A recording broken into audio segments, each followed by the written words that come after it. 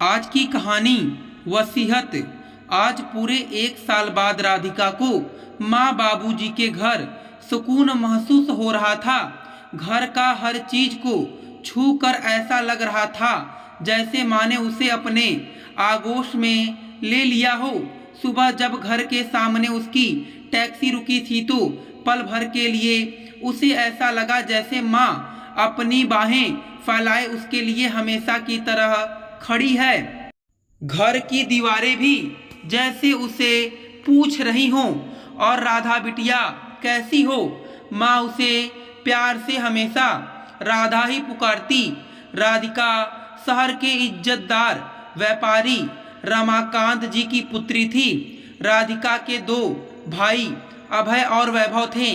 दोनों भाइयों और माता पिता की लाडली राधिका का विवाह अहमदाबाद में हुआ था। पति वीरेन का अच्छा व्यवसाय था। एक ही बेटा था जो 2 साल पहले अमेरिका पढ़ने गया था। राधिका के दोनों भाई राजकोट में ही माता पिता से अलग अपनी अपनी कोठियों में रहते थे। इस मामले में राधिका जी की माँ सरोज जी की भी पूरी सहमति थी। उनके अनुसार अगर अलग रहकर सबका प्यार बना रहता है तो क्या बुराई है। सच ही था, सब आपस में बहुत प्यार से मिलते। सारे त्योहार माँ बाबूजी के घर पर ही मनाए जाते। राधिका जब भी मायके आती प्यार और विश्वास से भरपूर अपने मायके को देख फूली ना समाती। पर पिछले साल ही बाबूजी अचानक हृदयाघात से अपने बच्चों और सरोज जी को बिलखता हुआ छोड़कर चले गए थे।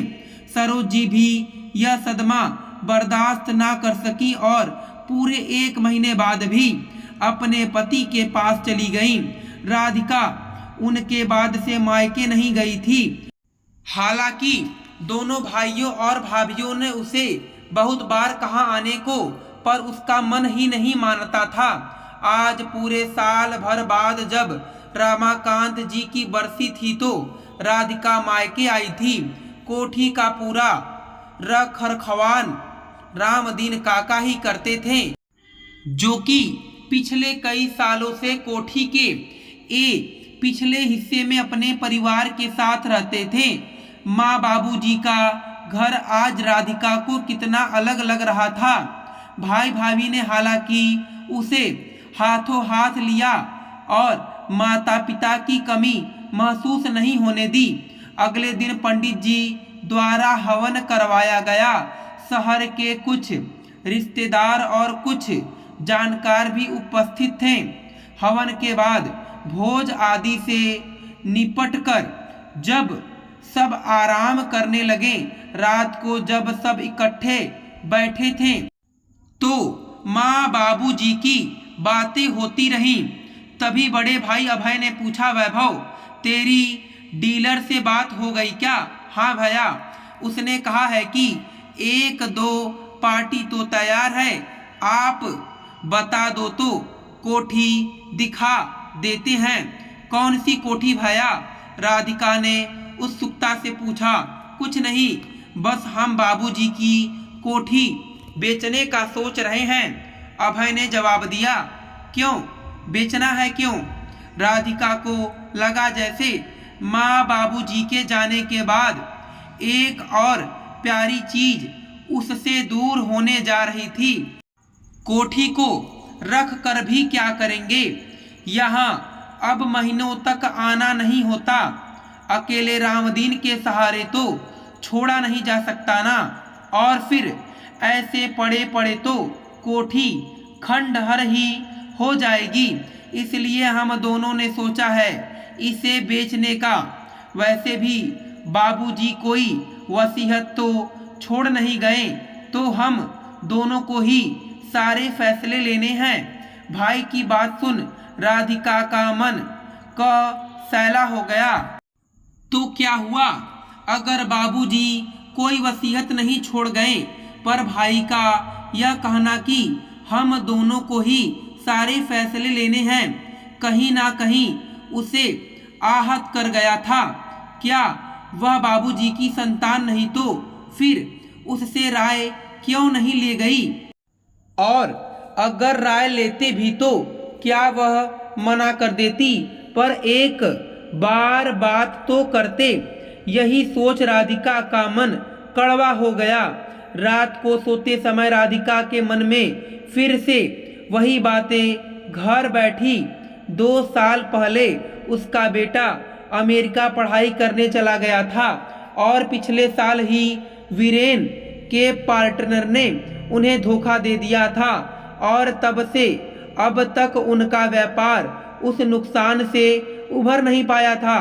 आज तक उसने अपने बेटे से भी इस बारे में बात नहीं की, क्योंकि वह उसे वहाँ पढ़ाई के दौरान कोई चिंता नहीं देना चाहती थी और ना ही उसने अपने भाइयों को बताया, ना उनसे कोई मदद मांगी।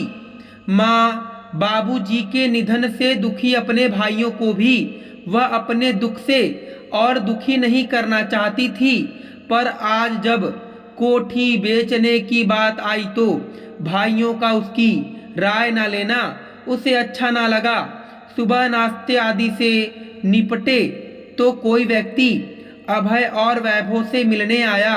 दोनों भाइयों ने उसे पूरी कोठी दिखाई। उसके जाने के बाद दोनों भाई खुश थे, क्योंकि कोठी की डील पक्की हो गई थी। भैया, क्या मुझे भी इसमें थोड़े पैसे दे सकते हो? राधिका ने बहुत हिचकते हुए बड़े भाई से पूछा। क्यों चाहिए तुझे पैसे? क्या करना है तुझे पैसों का? अभय बोला।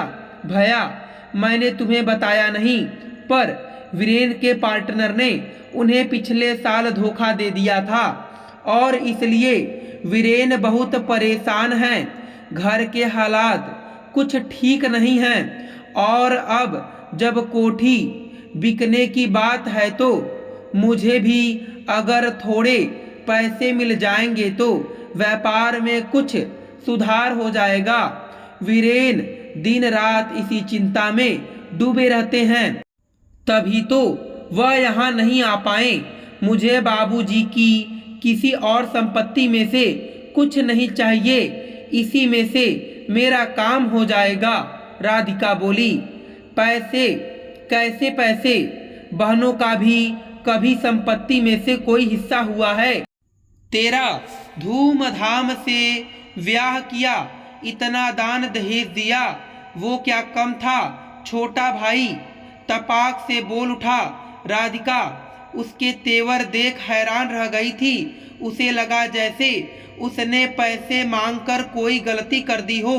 देख राधिका, बाबूजी की कोई वसीयत नहीं थी। अगर वह वसीयत बना जाते और तेरा हिस्सा लिख जाते तो हम तुझे जरूर तेरा हक दे देते। बड़ा भाई बोला। बाबूजी अगर वसीयत नहीं कर गए तो इसमें मेरी क्या गलती है? और कानूनी तौर पर भी तो मेरा पूरी जायदाद में हिस्सा बनता है, पर मैं तो सिर्फ इसी कोठी में से कुछ पैसे मांग रही हूँ। क्या मुझे मेरा हक मांगने का भी हक नहीं है?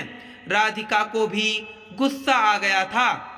दोपहर होते होते राधिका को सारी सच्चाई पता चल चुकी थी।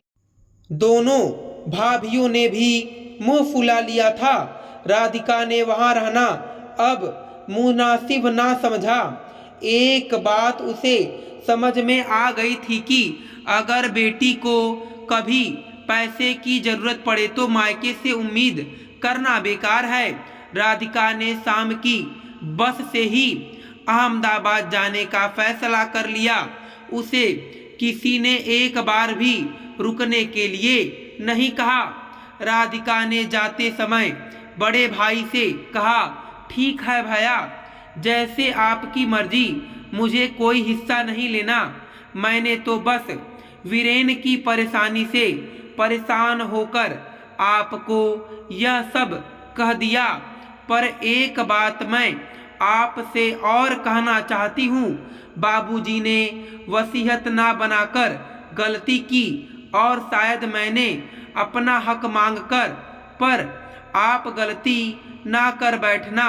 आप अपनी वसीयत जरूर बनाना और अपनी बेटी को भी उसमें उसका पूरा हक जरूर देना, ताकि कभी जरूरत पड़ने पर वह यह ना सोचे कि उसे हक मांगने का भी हक नहीं है। दोस्तों, मैं उम्मीद करता हूँ कि आपको यह कथा पसंद आई होगी।